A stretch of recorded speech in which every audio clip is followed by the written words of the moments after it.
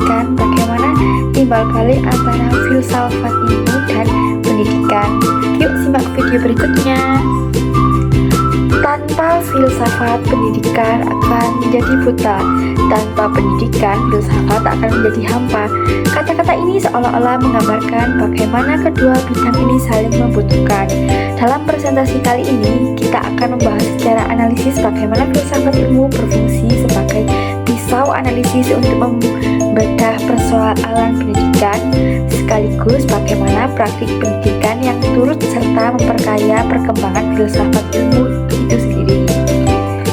Pembahasan pertama, bagaimana filsafat ilmu mengawasi dan memperkuat eksistensi keilmian dan nilai-nilai dalam pendidikan.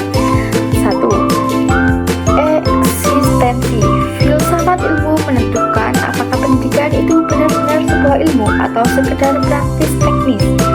Tanpa landasan filosofi, pendidikan bisa menjadi aktivitas tanpa identitas epistemik yang jelas. Nomor 2. Keilmiahan. Filsafat ilmu menyediakan kriteria ilmiah apa yang dianggap valid, dapat diuji, dan dapat dipertanggungjawabkan secara rasional dalam pendidikan. Ketiga, nilai-nilai. Melalui aksiologi, filsafat ilmu menjaga agar pendidikan tidak kehilangan orientasi etis, misalnya keadilan, kegotong royongan, dan kemajuan. Contoh pendukung, pembelajaran berbasis karakter yang kini diadopsi di sekolah-sekolah merupakan perubahan dari aksiologi pendidikan yang diawasi oleh kerangka filsafat ilmu. Pembahasan nomor 2, bagaimana pendidikan yang bermakna dan bernilai sepenuhnya memperkuat perkembangan filsafat ilmu. 1. Praktik pendidikan yang bermakna menghasilkan data baru tentang bagaimana manusia belajar.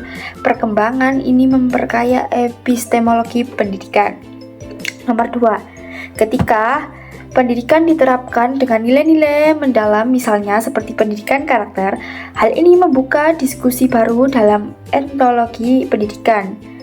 Apakah manusia itu dapat dibentuk secara moral? Ketiga, inovasi. Dalam praktik pendidikan seperti blended learning atau project based learning memberi tantangan baru bagi filsafat ilmu untuk menjelaskan mengantisipasi fenomena tersebut.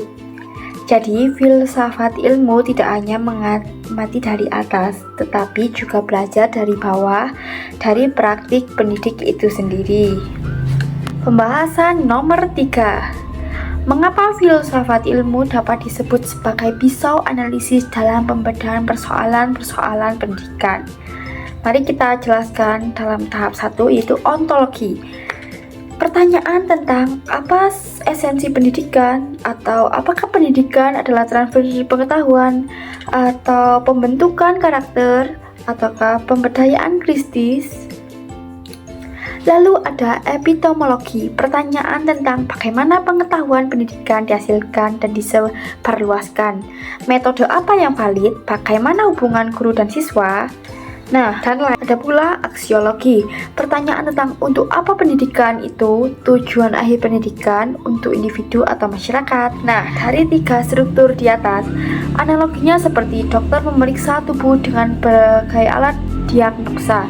Filsafat ilmu memeriksa tubuh pendidikan dengan 3 lensa itu. Jika ada kebijakan pendidikan bermasalah, ketika lensa itu dapat mengidentifikasi letak kesalahan pada landasan ontologis, konsep salah, epistemologi, metode tidak valid, atau aksiologi, tujuan menyimpang. Pembahasan nomor 4. Contoh konkret penerapan filsafat ilmu dalam praktis pendidikan. 1. Contoh kebijakan. Revisi kurikulum 2013 menjadi kurikulum merdeka merupakan perubahan dari perubahan aksiologi yang tujuan pendidikan diubah jadi tekanan aspek kognitif menjadi penguatan profil pelajar Pancasila, yang juga membawa konsekuensi pada perubahan epistemologi atau pembelajaran berputar pada proyek. Contoh kedua, contoh kurikulum, penerapan kompetensi kelulusan yang mencakup aspek sikap atau aksiologi Selain pengetahuan dan keterampilan atau epistemologi, berikutnya contoh kurikulum. Penerapan kompetensi kelulusan yang mencakup aspek sikap atau aksiologi selain pengetahuan dan keterampilan atau epistemologi ini menunjukkan kesadaran akan dimensi ontologis tentang siapa lulusan yang diinginkan.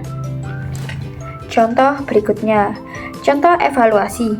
Penilaian formasi yang menginteraksikan dimensi metakognisi atau refleksi ini mencerminkan perpaduan ontologis atau pemahaman tentang esensi belajar sebagai proses internal dan aksiologi atau pemberdayaan learning untuk mandiri.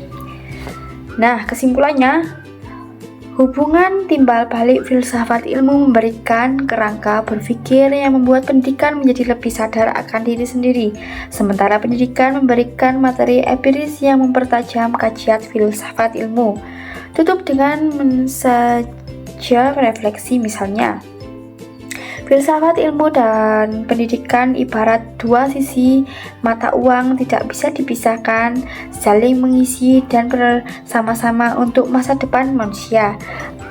Begitulah kurang lebihnya penjelasan presentasi dari saya. Terima kasih dan sampai jumpa lagi.